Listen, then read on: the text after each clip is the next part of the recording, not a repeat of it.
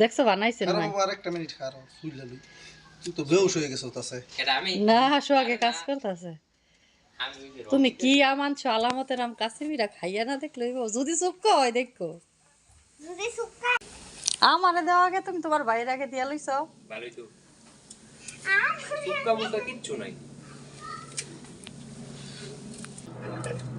Chukka না chukka হইলে তুমি এতটুকু কামড় দেওয়া জীবনে খাইতে পারলো নইলে। ইয়া আল্লাহ রে কতক্ষণ লাগতাছে রে। খাই দেন বিসমিল্লাহ। দেখছেন মজা না? সেই টেস্টি। এমন আমার মনটা থাকলে এই তেন্দা বড় হলে এন্ড সবটি তো খাওয়া তো না আসলে সবটি খাইবা না তুই তো ওই আমি আনছি গেলে গা। কে লেগা মুরুর বাদাম এই তেন্দা যদি দেয় ভাই দেয় তাহলে মুরগি দিয়া সেই মজা হবে। বড়া বানছে না গো ভাই? হুম বড় বান বানছে আগে বানছে না? কাশ্মীর দাম মুরগি দিতে হবে। হুম শোনাই কই আঙ্গু উঠানের এই গাছের আম মানে আমের বেচার লোকে কইছে কাশ্মীর আম কিন্তু এটা পরে টক আম হইছে। না এটা তুমি খাইয়া দাও নাই তো কে খাই দেখছি তো একটা এটার নাম খাইছি না দুইটা পরে আছে পরে হুম আজকে নুহার বাবা কাশ্মীর আম আছে কাশ্মীর খাওয়ার মজাই অন্যরকম মজা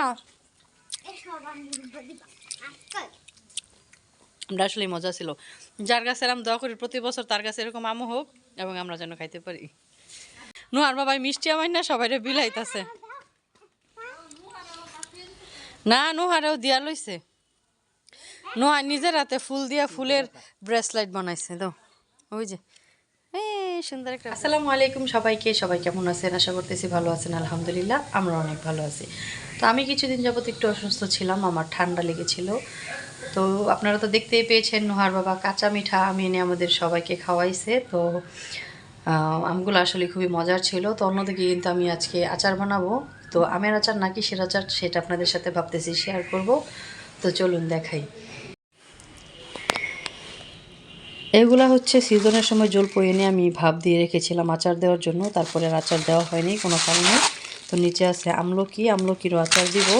তো এদিকে আবার আমার শ্বশুর আম নিয়ে আসছে, এই আমগুলোরও আচার দিব। তবে আজকে তো আর আমের আচার দিব না, এগুলো কেটে এক রোদ দিয়ে তারপর আচার দিব। আর এই যে নোহার বাবা যে কাঁচা মিঠা আম নিয়ে আসছে এই আমগুলা, এগুলো নাকি খাবে। আমি বলছিলাম মুরব্বা দিব, বলতেছে যে না এগুলো খাবো।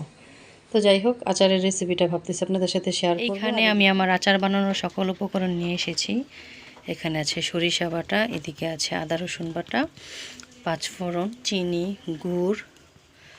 এখানে আমার দুই রকমের আচার, একটা হচ্ছে আমলকির আর একটা হচ্ছে জলপাইগুলো আমি আগেই চটকে নিয়েছি। আর এখানে কিছু গরম মশলা আছে, এখানে এলাচ দেওয়া বাকি আছে। ও আরও আছে সরিষার তেল, এটা দেখাতে ভুলে গেছি। তো এই হচ্ছে আমার আচারের সকল উপকরণ। আমি তো আচার বানাবো আমার মাটির চুলায়। তো প্রথমে আগুনটা তো ধরাই নিতে হবে। মাটির চুলায় কিছু রান্না করার আগে আগুন তো ধরাতে হবে নিজেকেই, এটা তো গ্যাস না যে টিপ দিলেই জ্বলে যাবে। তো এদিকে কড়াইটা বসাই দিছি, তারপরে এখানে তেল দিয়ে দিলাম। তেল দিয়ে আমি দিয়ে দিলাম শুকনা মরিচ, তারপরে এখানে দিয়ে দিব এলাচ, দারচিনি, তেজপাতা। এগুলো একটু হালকা ভাজবো। ভাজার পরে এখানে আমি দিয়ে দিলাম আদা রসুন বাটা। আদা রসুন বাটাটা একটু ভাজবো। ভাজার পরে এখানে আমি দিয়ে দেবো হচ্ছে সরিষা বাটা। সব কিছু আমার একটু ভালোভাবে ভাজা হয়ে গিয়েছে। আর এখানে আমি এখন দিয়ে দিলাম আগে থেকে চটকে রাখা জলপাই। তবে একটা কথা বলি, ফ্রিজে রেখে যদি কোনো আচার দেওয়া হয়, যেমন এই জলপাইটা, এটা চটকেছি আমি, এই জলপাইটা কিন্তু ফ্রিজে যদি না রাখতাম তারপরেও কিন্তু চটকেই আচারটা দিতাম, কিন্তু ফ্রিজে রাখার কারণে বুঝতে পারলাম যে একটু বেশি গইলা গেছে। তো পরে দিয়ে দিলাম আমি লবণ, তারপরে দিয়ে দিলাম হচ্ছে হলুদ, মরিচের গুঁড়া 1 চামচ, মানে অনুমান করি আমি সবসময় রান্না করি, সেই জন্য এখানে আমি জাস্ট কীভাবে আমি আচারটা বানাইতেছি সেইটা আপনাদের সাথে শেয়ার করতেছি, আপনারা ধারণা নিয়ে যেন বানাইতে পারেন। তারপরে দিয়ে দিলাম একটুখানি গুড়, তারপরে দিয়ে দিলাম চিনি। তো দিয়ে তারপরে যে দেখুন নাড়াচাড়া দিচ্ছি, আমার জলপাইগুলো একদম বেশি গলে গেছে। তো এইটাই আমি একটু আগে বলতে চাচ্ছিলাম যে ফ্রিজে থেকে যদি বের করে এরকম কোনো জলপাই আমলকির আচার দেন, আপনারা হাতে চটকানোর কোনো প্রয়োজন নেই, কারণ এটা নাড়াচাড়া এমনিতেই ম্যাশ হয়ে যায়। আর এই যে দেখুন কি সুন্দরভাবে তেল উঠে গেছে। তো এই আচারটা কিন্তু আমার হয়ে গিয়েছে। তো সেম একইভাবে আমি হচ্ছে আমলকির আচারও দিব, যেহেতু জলপাইয়ের আচার পুরো রেসিপি দেখাইছি তাই আমলকিটা দেখাইলাম না, সেম একইভাবেই দিয়েছি স্টেপ বাই স্টেপ। আর জলপাইয়ের আচারেও গুড় দিলাম, চিনি দিলাম, লবণ দিলাম। আর আমলকির আচার জলপাই করতেছি, তো এটাতে তেলের প্রয়োজন আছে আরও, পরবর্তীতে যখন আমি 5 ফোড়ন দিব তখন তেল দিব। আর এদিকে এই যে বৃষ্টি, মানে বৃষ্টির কারণে আবহাওয়াটা অন্ধকার আর রান্নাঘরেও আলো নাই, সেই জন্য ভালো লাইটও আসে না এই ভিডিওটা করার সময়। আর এই যে পরের দিন হয়ে গিয়েছে। আর আজকে আমি দিয়ে দিব হচ্ছে এখানে 5 ফোড়ন, মানে আমি কখনোই আচার একদিনে দিই না, 2 দিনে দিই। গতকালকে ভালোভাবে রান্না করে রাখছি আচারটা, আজকে এখানে 5 ফোড়ন অ্যাড করতেছি। তো প্রথমে আমি জলপাইয়ের আচারে 5 ফোড়ন দিয়ে দিলাম, 2 চামচের মতো 5 ফোড়ন দিয়েছি। তারপরে আবারও মনে হইলো লাগবে, কারণ যেই ঘ্রাণটা আমি চাচ্ছিলাম ওই ঘ্রাণটা আসে নাই, সেই জন্য আবারও 2 চামচ দিয়ে দিয়েছি। তো জলপাইয়ের আচারটা ভালোভাবে কিন্তু আমি জাল করে নিয়েছি। এখানে আমি যাতে ভিডিওটা বেশি লং না হয় সেই জন্য আপনাদেরকে শর্ট করে দেখাই দিলাম। আর এখানে আমলকির আচারে আমি 2 চামচের মতোই 5 ফোড়ন দিয়েছি। আর আমলকির আচার আজকে আবার তেল দিয়েছি। আর এই যে আমলকির আচার থেকেও তেল বের হচ্ছে এবং এটার উপরে ভালোভাবে তেল ভেসে উঠেছে। এখন তো আমের সিজন, কিন্তু আমি তোমাদের সাথে শেয়ার করেছি জলপাইয়ের আচার আর আমলকির আচার। তো এগুলো অনেকদিন যাবত ফ্রিজে ছিল, তো ভাবলাম আচার বানিয়ে ফেলি, যেহেতু আমের আচারও বানাবো। এখন আমের আচার বানানোর উসিলায় সব জিনিসপত্র আনা হইতেছে, তো ভাবলাম এক উসিলায় এই আচারগুলো দিয়ে দিই।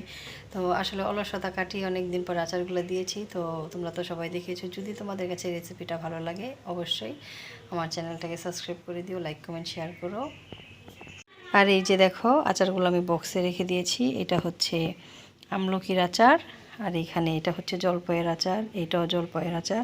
আর কিছুদিন আগে আমি এই যে দেখো বড়ইয়ের আচারও দিয়েছিলাম, এটাও বয়মে রেখে দিয়েছি। আর এখানে অল্প একটু ওঠায় রাখছি বাড়ির বাচ্চাদেরকে দেওয়ার জন্য।